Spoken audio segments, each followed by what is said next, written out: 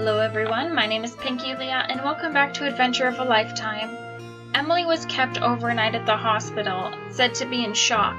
While trying to figure out what she could have seen, we ran into the old man at the cafe again and confronted him. Turns out, he's Emily's father, as I guessed before. And the truth was that Emily saw the proposal note he had written to his wife, which stated that his wife was already pregnant with Emily before they got married. Now we're at the shop with Chiza. You want my help? Well, sure, but what do you need help with? I need to get back to the ghost ship right now. What for? To find the ring. If she dropped it in the room, it should still be there. But that's crazy! Besides, you need a buddy and Emily isn't ready. I have one. I stared at Chiza. Me? But you already know I got bored of scuba years ago.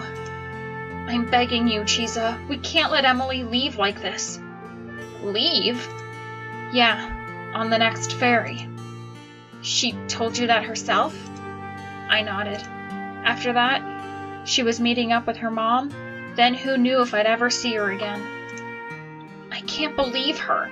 She blows in like a typhoon, disrupts everyone's lives, then decides to leave us to pick up the pieces? But if she leaves like this, we'll all be left with nothing but bad memories of the summer. I can't let that happen. Okay. Just calm down. She says forbidden from leaving the house.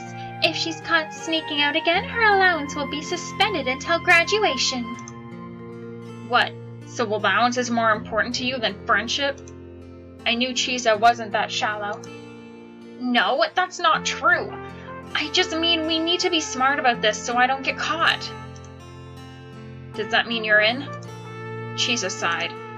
I don't really have a choice. Besides, I don't want it to end like this either. Thanks, Chiza. I threw my arms around her. Yeah, no problem. Now, let me go, you boop. I always believed in you. Didn't I tell you to chill out and let me go? I sense another disturbance. Yeah, Mama. I'll head back on the next boat. The ring? I found it, but then I dropped it somewhere. Yeah, I don't think I'll find it again. It was probably never meant to be found. Okay, then. I'll call you again later. Love you, Mama. You sure you want to end it this way? Grandmama! Yes, I mean, there's nothing I can do about it anymore. Well, it seems Hiroki and the others haven't given up, you know. They haven't? Listen, Emily, what would you say is most important on an adventure? Most important? You must be ready to accept the outcome, even if it's not in your favor. You see, adventures don't always end well, even when you've given it your all. That treasure chest you worked so hard to find could end up being empty, and there's no guarantee there will be a happy ending. But that doesn't stop people from trying. Do you know why? Not really. I think you do, deep down. But you children always miss out on the obvious. I wonder if I'll ever understand the true meaning of this adventure. Probably. You are beautiful and very smart, just like I was at your age. I just hope these knuckleheads don't do anything too boop.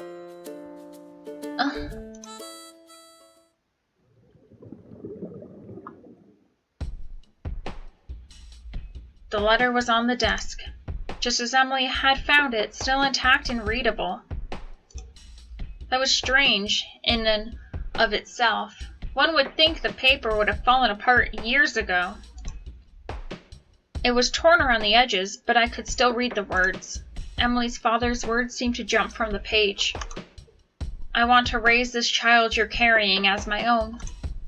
It was all there in one sentence. I looked around the desk for the ring, but there was no sign of it.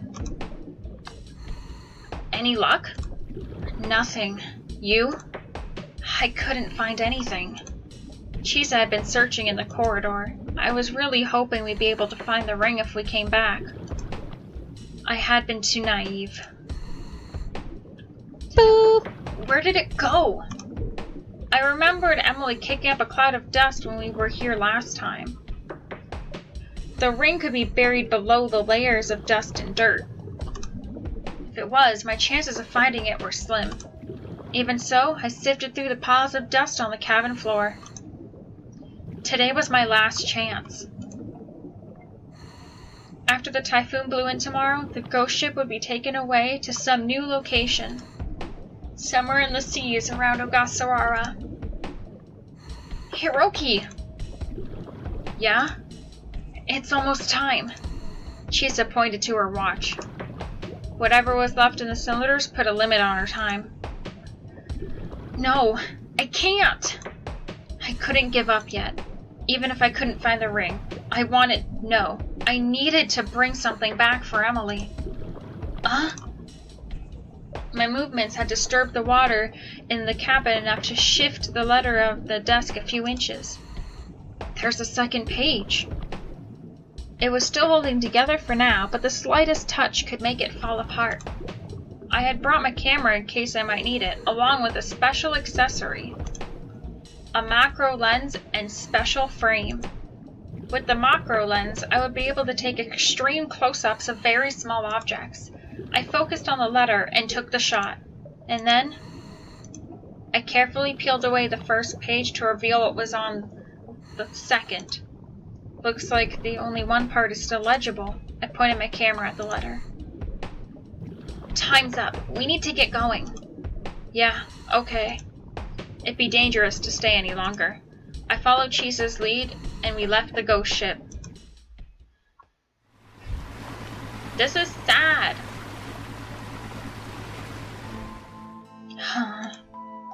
I knew we wouldn't be able to find it. Yeah.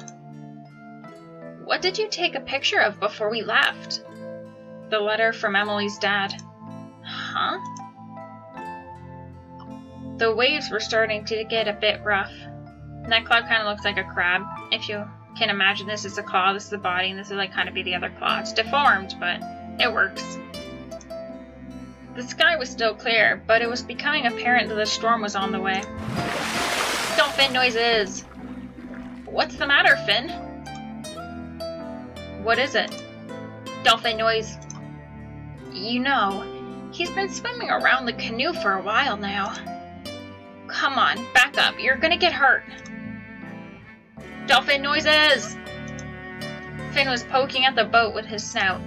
Chisa tried to move him away. If he got too close, he would get hit by the propeller. Maybe he sees something? Who knows? Could just be a piece of seaweed stuck to the canoe. She stopped the engine to take a look. I turned my head in the same direction. Did you see something shining just now? There's nothing here. It's probably just the sun reflecting off the water. Dolphin noises intensifies. Come on, Finn. Please. You gotta move out of the way. Dolphin noise of sadness. Finn swam away, looking disappointed. If only we could understand what he was trying to tell us. Probably that he found the ring. Chisa started up the engine again, and the outrigger took us across the water. Are you going to give those photos to Emily? I guess. If it'll cheer her up, then I will. It'll be a while before you get prints. Nothing's gonna be open tomorrow, with the typhoon and all. Guess you'll have to give them to her the day after tomorrow. That would be the day the ferry arrived to take Emily away from Ogasawara.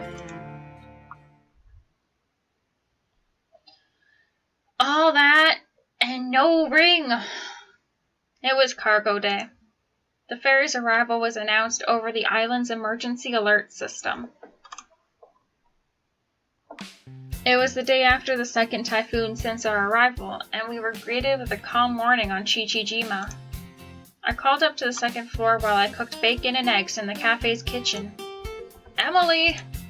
Could you give me a hand in the cafe? few moments later, Emily came down from the second floor. Morning, hero. Oh, so you're wearing that outfit? Yeah. Emily was dressed in the same school uniform she had worn when she came to the island. She would be taking the ferry home after lunch, so she had to already been packed. What did you need help with? We still weren't open, so Emily looked at me in confusion. Take this breakfast plate out to that customer? There's a customer? A middle-aged man sat out in the shop's terrace. Papa! The middle-aged man. He was still being carefully watched by Chinami. My lady, this man is clearly a foreign spy. Do be cautious. Here we go again. I grabbed Chinami by her shirt collar and I led her to the bar counter. Unhand me! I am not a cat to be carried around by the scruff of my neck. Papa, what are you doing here? Well, he's been here for a while, watching over you. You have? Yeah. The older man lowered his head, a bit embarrassed. The shy smile on his face betrayed how happy he was to see his daughter, in spite of how complicated their home life was now. Emily? Yeah, right. Emily took the tray over to her father. Here's your breakfast plate. Thank you. Emily cast a worried glance in my direction, clearly confused as to how to treat her customer/father. But I was busy making my own breakfast, and I pretended not to see. I didn't want to intrude. Hero, our dear lady is begging for help. At this rate, she'll fall into the spy's clutches. Would you be quiet? I'll get you something to eat, but if I do, you can't say another word. Very well, then.